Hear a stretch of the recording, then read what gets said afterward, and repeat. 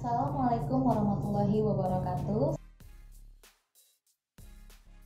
Selamat datang di Paradise, Pengadilan Agama Martapura Diskusi. Paradise menyajikan obrolan dan diskusi menarik yang dibawakan langsung oleh warga Pengadilan Agama Martapura. Hari ini adalah episode perdana Paradise, di mana bertemakan tentang seputar Pengadilan Agama Martapura. Nah, di episode perdana ini sungguh sangat spesial karena kita kedatangan tamu istimewa, yaitu orang nomor 1 di Pengadilan Agama Martapura, yang tak lain dan tak bukan adalah Ibu Syarifah Aini, Sarjana Agama Magister Hukum Islam.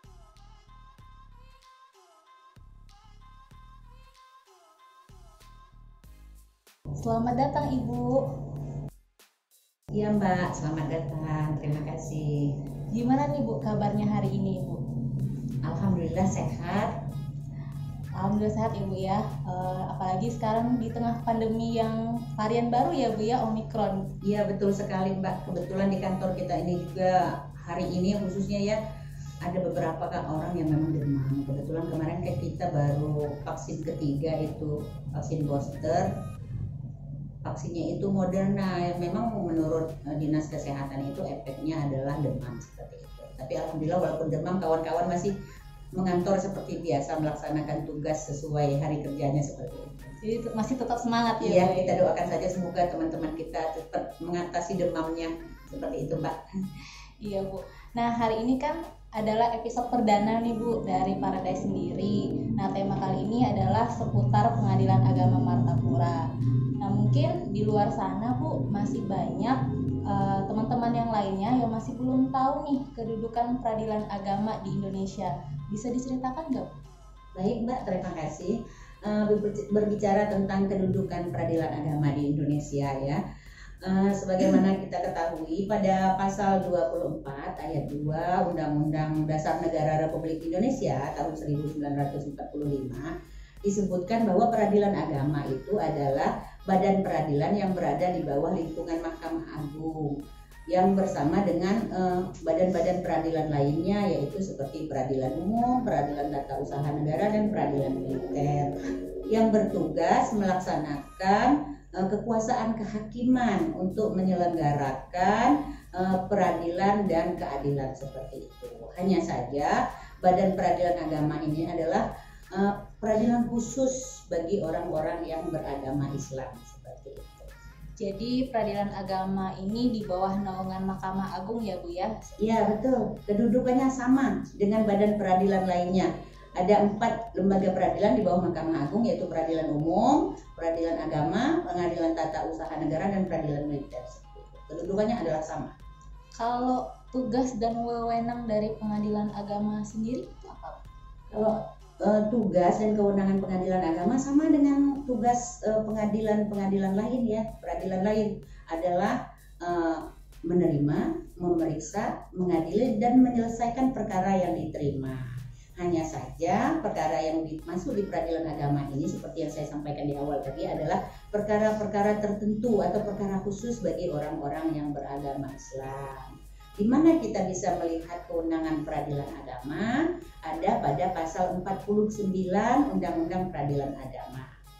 Tetapi pada perubahan yang pertama, yaitu pada Undang-Undang Nomor 3 Tahun 2006, kewenangan pengadilan agama itu bertambah, tidak hanya seputar sengketa perkawinan, waris, wakaf, sedekah, zakat seperti itu, tapi juga ditambah menjadi salah satu kewenangannya adalah menyelesaikan sengketa ekonomi syariah.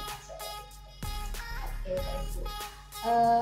Ini kan Pengadilan Agama Martapura ini sendiri Bu bisa dibilang mungkin ibarat bayi ya Bu ya, karena baru hadir itu 2 tahun yang lalu.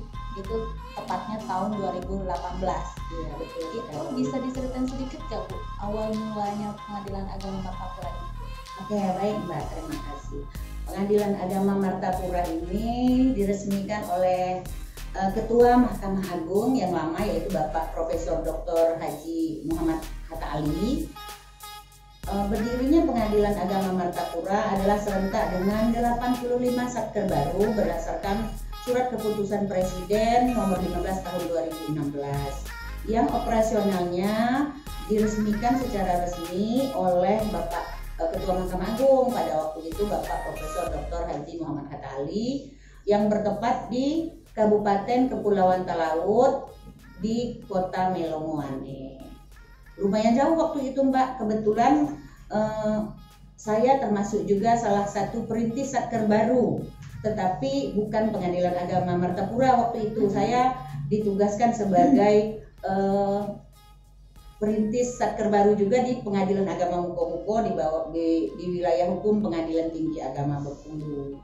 Kenapa saya bilang lumayan seru? Karena seluruh pimpinan 85 satker baru yang diresmikan serentak waktu itu, 30 peradilan umum, 50 pengadilan agama, 2 mahkamah syariah, dan 3 pengadilan tata usaha negara diresmikan serentak. Dan seluruh pimpinan, juga pimpinan daerah, ketua PTA, ketua PT-nya, ketua TU-nya, seluruhnya diundang di kabupaten terluar kepulauan yang terletak di Indonesia. Itu adalah kabupaten terluar Indonesia. Dia bersebelahan dengan Filipina. Lumayan serunya kenapa? Kita dari Manado masih terbang lagi di atas ketinggian pesawat ATR ya, ketinggian yang tidak terlalu tinggi. Waktu itu cuaca agak kurang bagus. Di situ agak serunya, sehingga setelah kejadian itu keluarlah surat edaran semua pimpinan Mahkamah Agung ketika ada acara tidak boleh pergi serentak dalam satu pesawat. Karena ada kejadian waktu itu ya, karena saking cuaca itu saking ekstrimnya sehingga sangat mengkhawatirkan apabila terjadi insiden atau musibah, maka seluruh pimpinan kita Mahkamah Agung akan dalam waktu singkat habis seperti itu. Sudah mencekam kali ya. Iya, alhamdulillahnya hanya sekedar cuaca ekstrim saja, waktu itu tidak terjadi musibah apapun, alhamdulillah. Alhamdulillah ya. Baik Bu, nah berarti kan Pengadilan Agama Martapura ini kan memberikan pelayanan kepada masyarakat yang ada di Kabupaten Oku Timur. Nah untuk jenis pelayanannya sendiri Bu, itu apa aja Bu?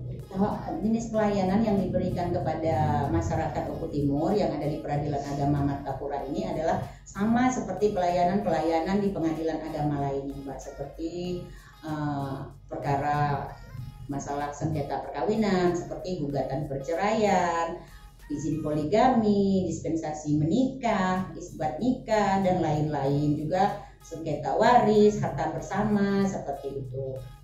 Sama dengan pengadilan-pengadilan agama yang lain yang diberikan kepada pencari keadilan kita di wilayah hukum Kabupaten Oku Timur. Kalau untuk perkaranya sendiri Bu, yang sering ditangani itu jenis perkara apa? Yang banyak ditangani Pengadilan Agama Martapura ini yang paling dominan ya perceraian. Perceraian yang banyak ya cerai gugat seperti itu. Walaupun ada juga beberapa perkara yang juga seperti gugatan waris, harta bersama, adopsi anak, seperti itu, wali adol tetap ada, cuman tetap bervariatif, cuman tidak banyak seperti itu, tidak banyak. Tidak begitu signifikan ya? Iya. Yang paling dominan ya memang hanya sengketa perkawinan saja, yaitu gugatan perceraian. Kalau sejauh ini Bu, dari sekian banyak perkara yang masuk ini Bu, kira-kira ada nggak Bu hal-hal yang mungkin menarik atau misalnya pengalaman seru dalam penyelesaian perkara itu sendiri Bu? Kalau penyelesaian perkara dibilang seru atau menarik itu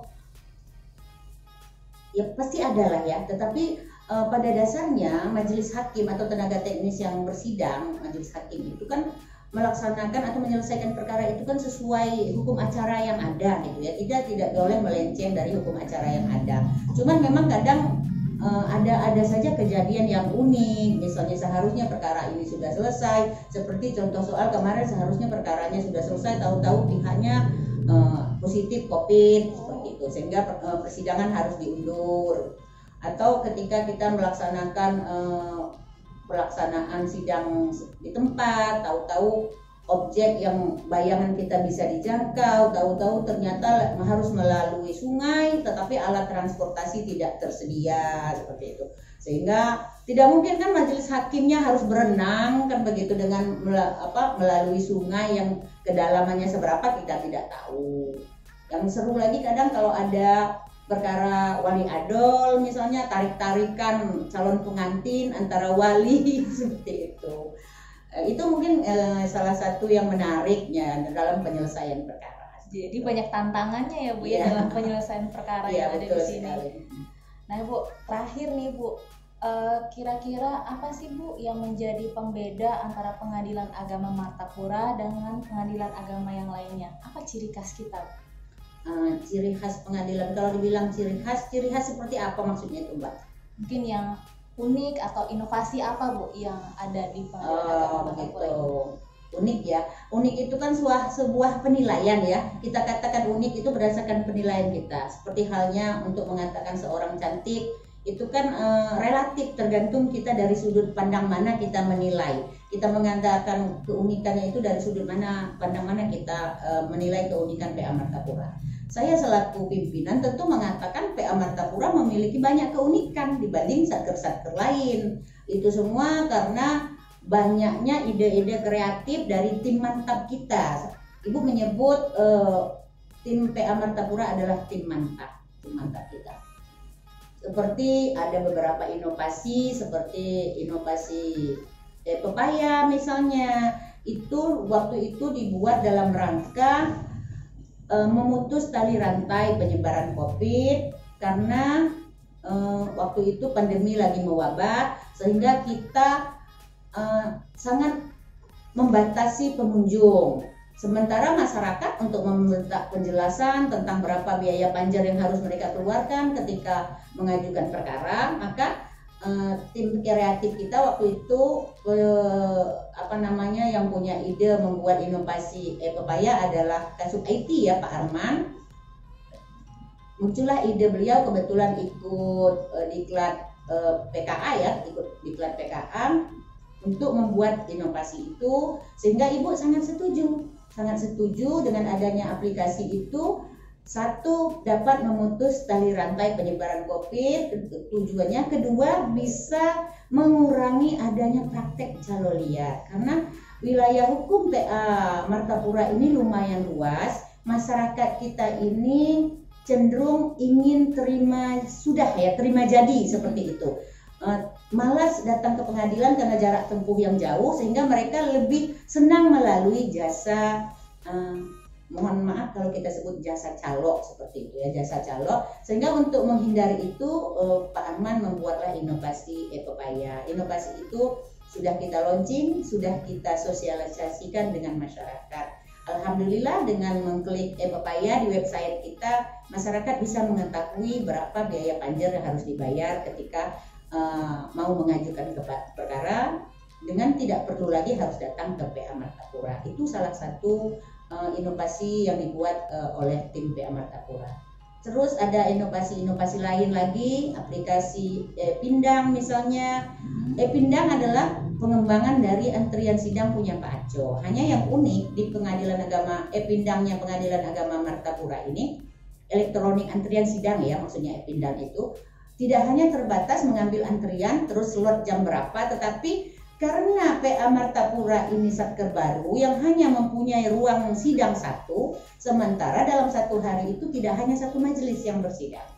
Dengan adanya Pindang, masyarakat mencari keadilan untuk tidak menumpuk di ruang tunggu sidang kita yang memang alhamdulillah lumayan sempit seperti itu. Mereka bisa mengambil antrian sidang melalui Pindang dengan memilih majelis yang mana dia bersidang seperti itu. Karena kita dibagi 2 shift, majelis pagi, majelis siang.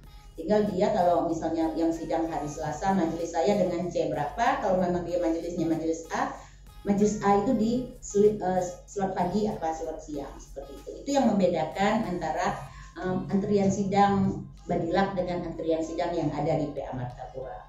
Terus ada satu lagi Mbak yang menarik, inovasi yang dibuat oleh kawan-kawan PA Martapura yang bukan merupakan aplikasi. Apa itu?